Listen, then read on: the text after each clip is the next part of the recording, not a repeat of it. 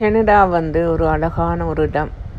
Canada வந்து அவ்வளவு அழகாக துப்புரவாக இந்த மாநகரம் வைத்திருக்கின்றது. அப்படி இருக்கும்போது இப்போது பாருங்க என்ன நடக்கின்றது என்று அந்த அழகான இடத்தை அசுத்தப்படுத்த ரெடியாகின்றார்கள் சமருக்கு. இந்த இடத்துல வந்து என்னென்னு சொன்னால் இது இங்கே வந்து வாடகை தேவையில்லை, கரண்ட் பில் தேவையில்லை, கேஷ் பில் தேவையில்லை, வேலை தேவையில்லை, ஒன்றும் தேவையில்லை. ஆனால் என்ன செய்கிறார்கள் என்று சொன்னால் இங்கே வந்து ஒரு இடமாக டென்ட் அடித்து அதுக்கென்று ஒரு சைக்கிள் மற்ற அதுக்கென்று ஒரு கார்பேஜ் கேன் அதுக்கென்று ஒரு இடம் என்று சொல்லி அமைத்து அது ஒரு சின்ன ஒரு டென்ட் அடித்து அதுக்குள்ளே வாழ்ந்து கொண்டிருக்கும் மனிதர்கள்.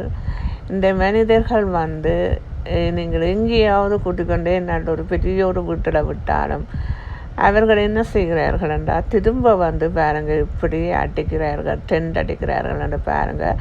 இந்த இடம் வந்து குளிர் நேரங்களில் இந்த இடம் வந்து எல்லாம் அரசாங்கம் வந்து என்ன செய்ததுன்னு சொன்னால் எல்லாம் க்ளீன் பண்ணி விட திரும்ப அவர்கள் பாருங்கள் அடித்து கொண்டிருக்கிறார்கள். எப்படி டென்ட் அடிக்கிறார்கள் என்று பார்த்தீங்களா? நல்ல பெரிய டென்ட்டுகளாக அடிக்கிறார்கள். ஏனென்று சொன்னால் இதுக்குதான் அவர்கள் வாழ போகின்றார்கள். எப்போதுன்னு சொன்னால் கோடை காலங்களில் அவர்களுடைய வாழ்க்கை வந்து இதுக்குள்ள தான் இருக்கும்.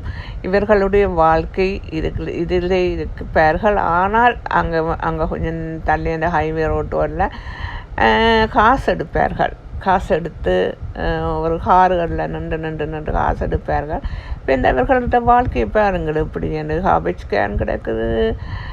மற்றது வந்து பக்கத்தில் வந்து என்னென்ன சொன்னா டென்ட் அடிக்கிறதுக்கு பொருட்கள் எல்லாம் இருக்கின்றது. பார்த்தீங்களா இப்படி இந்த வாழ்க்கை இது கனடாவின் வாழ்க்கை. கனடா ஒரு அழகான கனடாவை அசுத்தமாக்கும் சில மனிதர்கள் இப்படி இருக்கிறது. பார்த்தீங்களா அழகான கனடாவை அசுத்தமாக்குன்றார்கள். நன்றி, வணக்கம்.